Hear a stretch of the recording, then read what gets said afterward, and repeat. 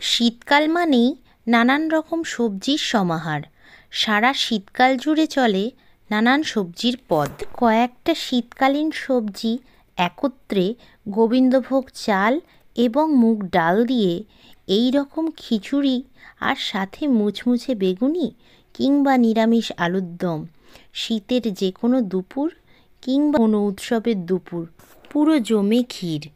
খুব সহজে কিভাবে শীতকালীন সবজির খিচুড়ি বানানো যায় সেইটাই আজকে আমি শেয়ার করব। ওয়েলকাম টু মাই চ্যানেল, আমি ফাতিমা। আপনারা দেখছেন ফুড ফান উইথ ফাতিমা।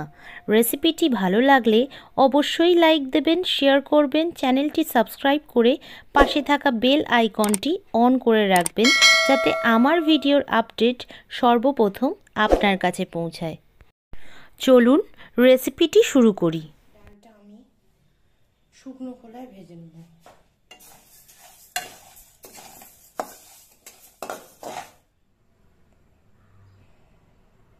এখানে আমি 250 গ্রাম গোবিন্দভোগ চাল নিলাম।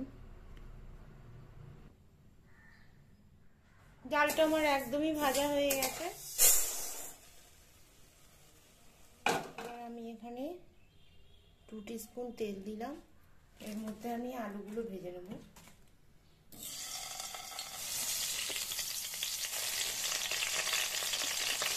দিকে আলুটা ভাজা হোক, অন্যদিকে অন্য একটি পাত্রে চাল এবং ডাল একত্রে সেদ্ধ হতে দেব। চাল এবং ডাল দিলাম, এবার দেব বেশ কিছুটা জল। এবার পাত্রটি ঢাকা দিয়ে সেদ্ধ হতে দেব। দিকে আলুটা একটু ভাজা হলে তার মধ্যে দিয়ে দেব ফুলকপিগুলো। সমস্ত সবজি একসাথেই আমি ভেজে নেব। আপনারা চাইলে এটা আলাদা করেও ভাজতে পারেন, তবে সময়ের অভাবে আমি সমস্ত সবজি একসাথেই ভেজে নিলাম। ফুলকপির পরে একে একে ফ্রেঞ্চ বিনস এবং গাজরটাও দিয়ে একসাথে ভেজে নিলাম। দেব একটু নুন এবং হলুদ। খুব ভালো করে সবজিগুলো নাড়াচাড়া করতে থাকবো যাতে নুন এবং হলুদ সমস্ত সবজির সাথে মিশে যায়। অন্যদিকে আমার চাল এবং ডাল 50% কুকড হয়ে গেছে, তো আমি খুব ভাজবো না, 50%-এর মতো কুক করে নেব। এই পর্যায়ে সমস্ত সবজিগুলোকে আমি ভাতের মধ্যে ট্রান্সফার করে দেব। এবার খুব ভালো করে সবজিগুলোকে চাল এবং ডালের সাথে মিশিয়ে নেব। কিছুক্ষণ পাত্রটি এবার ঢাকা দিয়ে সমস্ত কিছু একসাথে ভালো করে কুক হতে দেব। যে পাত্রে সবজি ভেজে নিয়েছি সেই পাত্রে বেশ কিছুটা সর্ষের তেল দেব। তেলের মধ্যে 2 টিস্পুন গোটা জিরে, 3টে লবঙ্গ, 2টো এলাচ এবং 1 টুকরো দারুচিনি এবং সাথে 2টো শুকনো লঙ্কার ফোড়ন দিলাম। তার সাথে দিলাম 1 টিস্পুন আদা এবং কাঁচা লঙ্কা বাটা। খুব ভালো করে নাড়াচাড়া করে মশলাটাকে কষিয়ে নেব। মশলাটা খুব ভালো করে কষে এলে এবার এর মধ্যে দিয়ে দেব টমেটো কুচি। আমি এখানে 2টো টমেটো নিয়েছি। এবার টমেটোটাকেও খুব ভালো করে কষিয়ে নেব। টমেটোটা খুব ভালো করে কষানো আমার হয়ে গেছে। এবার সামান্য একটু জল দেব, তার কারণ এবার আমি এর মধ্যে একে একে মশলাগুলো দিয়ে দেব।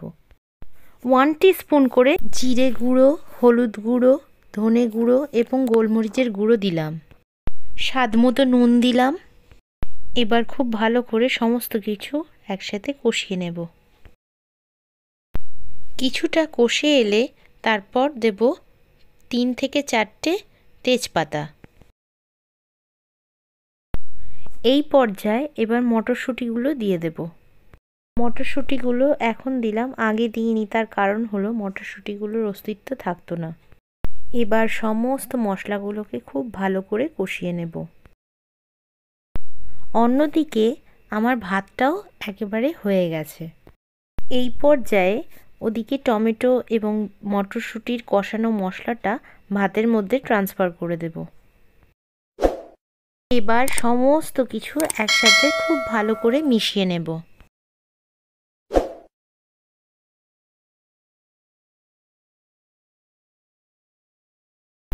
এবার খিচুড়ির মধ্যে একটু স্বাদমতো নুন এবং চিনি দিলাম।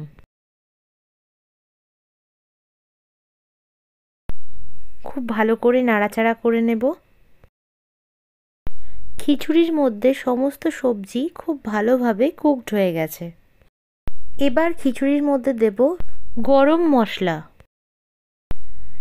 এবার দেব 2 টিস্পুন গাওয়া ঘি, যা এই খিচুড়ির মধ্যে এনে দেবে স্বাদে এবং গন্ধে এক আলাদা মাত্রা।